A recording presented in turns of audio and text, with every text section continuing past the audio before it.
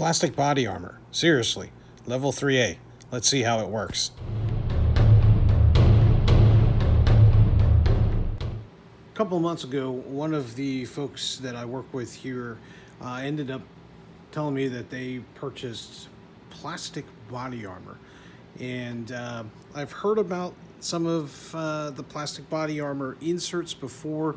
I actually have a older insert that you put in front of your 3A armor, and it was supposed to up the level for you there to something a little higher rated, capable of taking rifle rounds as well. But what they told me about was 3A armor that was NIJ approved and tested and super light. So there's an old adage out there that ounces equals pounds and pounds equals pain, and me being someone who doesn't like to wear a lot of weight, obviously the AR 500 steel plates, they work, but they're really heavy, and when stuff is heavy, people tend not to wear them. I have ceramic plates. I also have the FRAS armor from Safe Life Defense, which I'll be doing a review on. I'll probably put a link to that up in the cards, either up here or over here, or something like that. But they sell this stuff on eBay, and I believe AR500.com also sells their version of poly armor.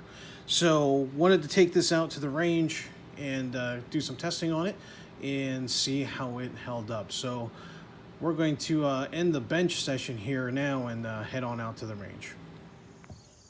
This first test here is 10 millimeter.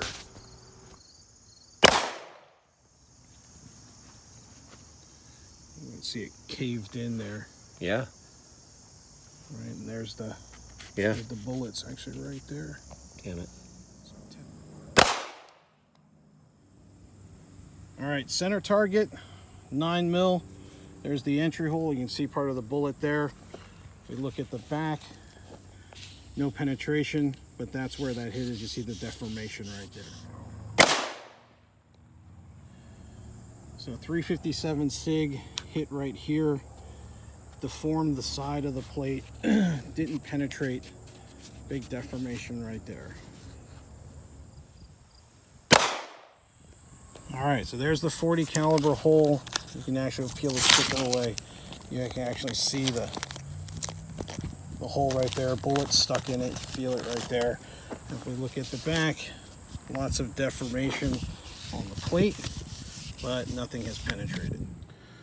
All right, everyone, we're back at the workbench here and got the armor that's been shot. So the 10 mil is here.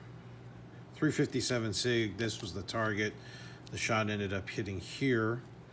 9 mil right in the center here, and 40 cal would have been right here.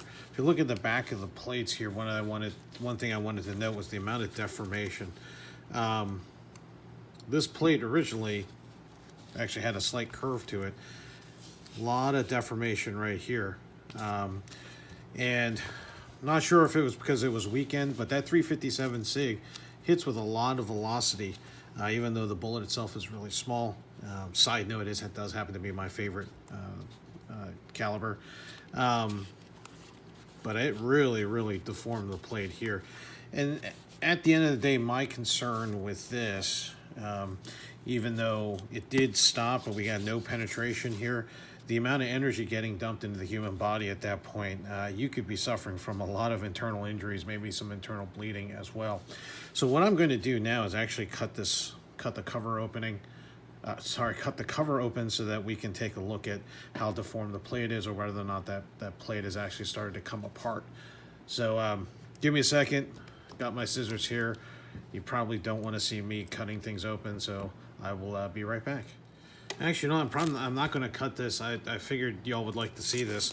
So I was starting to cut here, and I realized it's actually glued. The fabric's glued on. So I'm just going to kind of tear this off here. So there's our first. This is the backing layer here. You see their labeling here. So there's a little bit of foam here. I guess it's for some impact So impact absorption, but it's very, very little. The cool thing about these plates, I do want to say, is that they're really, really light. And reality of it is some armor is better than no armor. So if you've got those steel plates, especially for your family members, they're probably not going to wear them because they're just too heavy. And most people don't train with those steel plates on. So it's going to be a struggle to get them to move quickly or do anything that requires a lot of physical exertion because those plates are just going to be too heavy. So here we get this around, and let's take a look at the strike face here. A little bit of the glue still stuck here. Let's get that. Oh, get that ripped apart, knocking my lamps over. Here, let me get that readjusted. Sorry about that, folks.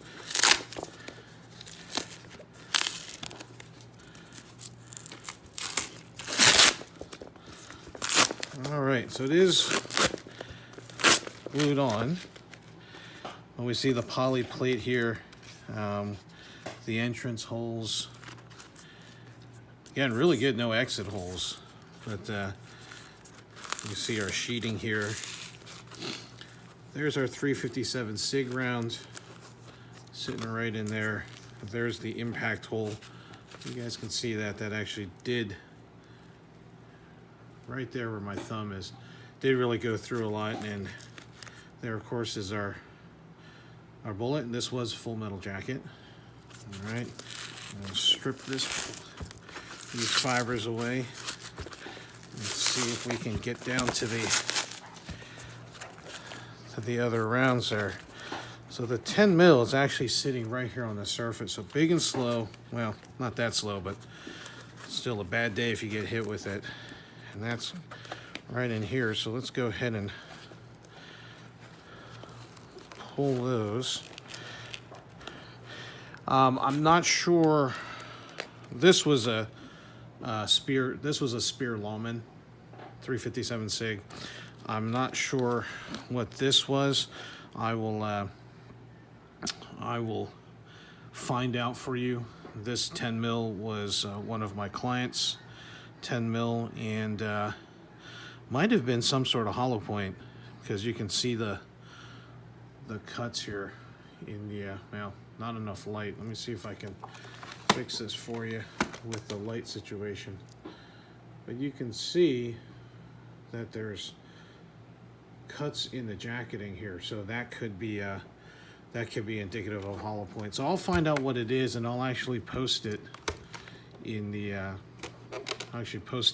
comment section there. Not the comment section, but in the description, to let you all know what that is.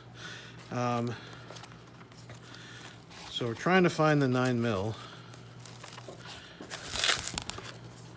I'm gonna keep stripping this apart. So let me start actually getting this cut apart, and I will be right back. All right, so I found the 9 mil. It's actually trapped between the fibers here. Got a little slit cut open here so we can try to recover that round. And this was 124 grain Modern Munitions remanufactured round, shot out of a Glock 17. So there you go. Full Metal Jacket.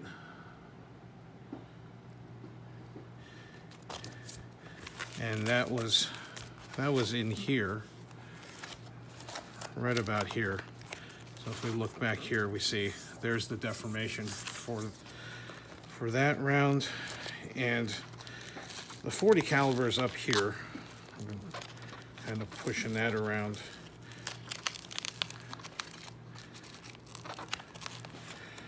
There you go.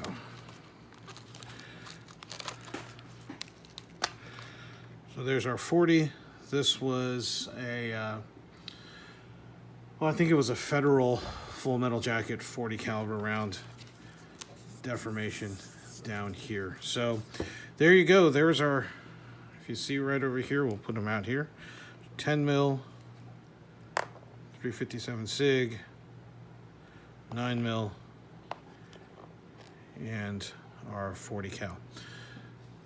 So hopefully you found this interesting. It looks like this is a good option if you want something that's really lightweight, but please understand you are going to get a lot of blunt force trauma injuries if you do get hit with these.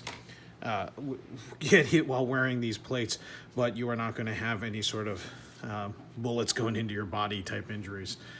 So I will put a link to the seller on eBay where I got these. They're fairly affordable, so it's a good option, especially if you want to have something to outfit your family members with. If you found this video useful, please hit the like button. I would love to have you subscribe. Click that bell notification off to the right there so that you can be notified of any other content that we might post. Thank you so much for sticking with me. I know it's a longer video. Stay safe, and we'll see you out on the range.